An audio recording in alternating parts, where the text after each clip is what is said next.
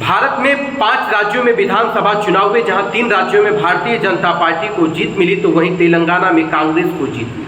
अब ऐसे में दोनों पार्टियों ने चुनाव से पहले मुख्यमंत्री पद का चेहरा सामने नहीं लाया था। अब ऐसे में जिन लोगों का नाम सुर्खियों में था, सारे लोग तन मन धन के साथ समर्पित होकर के पार्टी का प्रचार प्रसार किए और उसके बाद जब सर्वे सामने आया तो कुछ अलग अलग नाम आने लगे। जहां भारतीय जनता पार्टी ने तीनों राज्यों में ऐसे ऐसे लोगों को मुख्यमंत्री बना दिया जो लोगों ने सोचा भी नहीं था। अब ऐसे में यह देखना बड़ा दिलचस्प हो जाएगा 2024 चुनाव से पहले भारतीय जनता पार्टी ने जो ये परिवर्तन किया है, क्या इसका फायदा पार्टियों को मिलेगा या इसका खामियाजा भुगतना पड़ेगा। शिवराज सिंह की अगर बात करें तो मध्य प्रदेश के कद्दावर नेताओं में से एक है। वहीं पर अगर हम बात करें जहां राजस्थान में वसुंधरा राजे का नाम चल रहा था, वसुंधरा राजे राजस्थान की कद्दावर नेताओं में से एक है। लेकिन जब भारतीय जनता पार्टी के राष्ट्रीय अध्यक्ष जेपी नड्डा जी से आज तक के कार्यक्रम में पूछा जाता है कि जब आप किसी नेता का चयन करते हैं या मुख्यमंत्री का चयन करते हैं तो किस आधार पर करते हैं, उन्होंने साफ तौर पर इस बात को कहा कि जब हम किसी को कोई बड़ा दायित्व देते हैं तो सबसे पहले हमारी टीम है जाकर वहां सर्वे करती है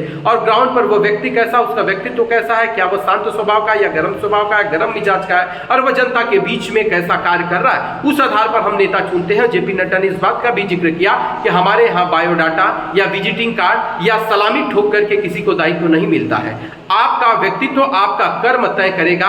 कि आप किस पद के लायक हैं। उन्होंने साफ तौर पर कह दिया कि भारतीय जनता पार्टी 18 करोड़ कार्यकर्ताओं की पार्टी है और यह दिन रात कार्यकर्ताओं के बारे में सोचती है। किसी भी कार्यकर्ता को कभी भी अवसर कुछ भी मिल सकता है। वहीं पर पत्रकार ने जब इस बात का भी जिक्र किया कि क्या ये जो 3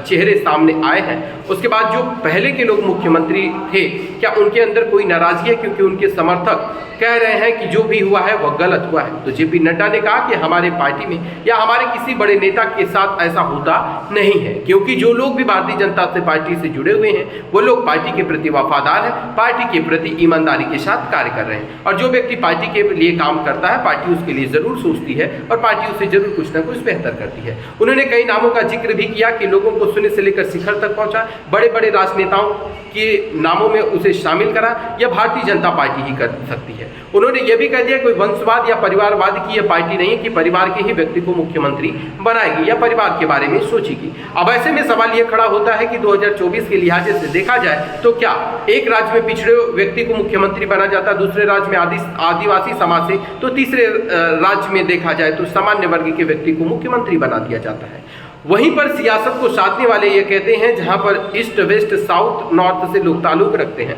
और देखा जाए तो जहां राजनीति का समीकरण बदल रहा है वहीं पर अब देखा जाए तो राजनेताओं के विचार भी बदल रहे हैं। भारतीय जनता पार्टी ने ये फैसला लेने के बाद ये तो समाज में एक मैसेज दे दिया कि भारतीय जनता पार्टी का आम कार्यकर्ता को कभी भी कॉल आ सकता है कि कुर्ता पैजामा पहनकर रेडी रहो, आपको मुख्यमंत्री बनाया जाएगा। जो व्यक्ति जिसके परिवार के बारे में भी लोग ऐसा नहीं सोचते हैं उस व्यक्ति के साथ भी इस तरह की चीजें हो जाती हैं। अब ऐसे में सोशल मीडिया पर भी खूब मैसेज चल रहे हैं कि आप तैयार रहिए, कभी भी कॉल आ सकता है, आपको मुख्यमंत्री बनाया जा सकता है। तो कमेंट में आ रहे हैं कि केवल यह भारतीय जनता पार्टी में ही हो सकता है, अन्य किसी दल में नहीं हो सकता है। अब ऐसे में देखना बड़ा दिलचस्प हो जाता है कि जहां पर परिवारवाद और सारी चीजों से बचने के लिए पार्टियां अपने राष्ट्रीय अध्यक्ष को बदल रही हैं, कुछ पार्टियां अपने परिवार से हट के लोगों को टिकट दे रही हैं, लोगों को बड़ा दायित्व दे रही हैं। तब ऐसे में क्या परिवारवाद पर राजनीति करने वालों के लिए भारतीय जनता पार्टी ग्रहण लगा देगी या फिर परिवारवाद की राजनीति चमकेगी, जातिवाद की राजनीति चटकेगी और धर्म की राजनीति की चाशनी का चस्का लोग लेते रहेंगे।